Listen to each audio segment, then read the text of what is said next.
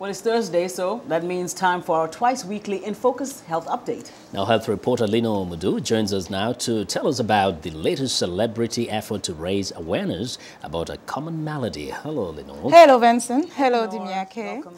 For the 10th consecutive year, famous women hit the catwalk to raise awareness of heart disease at the Mercedes-Benz Fashion Week in New York.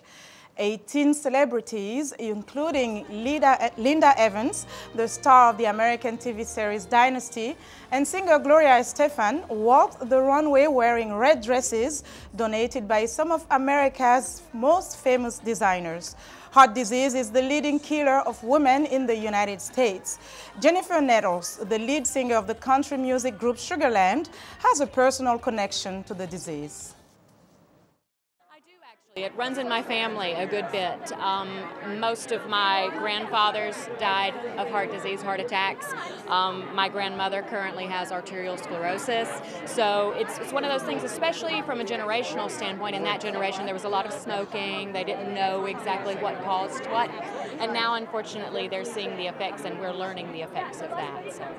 Well, I work out a lot. I'm titanium reinforced, so I have no choice. I've got to work out. But lately, I've just been really watching the portions. You know, we Latins, we love to eat, and our parents love to overfeed us.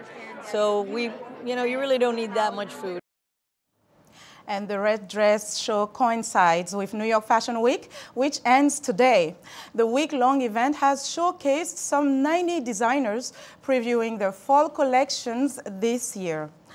The Pan-African Alliance, ALMA, recently awarded top marks to African leaders who have successfully slashed malaria death in their countries.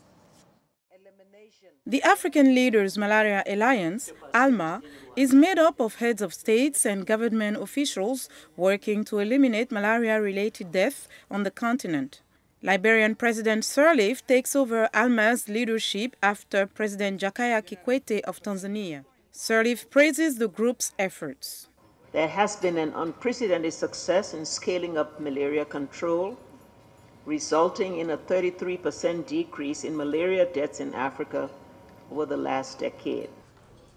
It's been given an award for policy reform. ALMA rates and recognizes countries for their efforts towards reducing malarial death. We have already registered remarkable success in malaria control. As has already been stated, in the whole of Africa, these measures have reduced deaths due to malaria by 33%. We have 50% in Rwanda.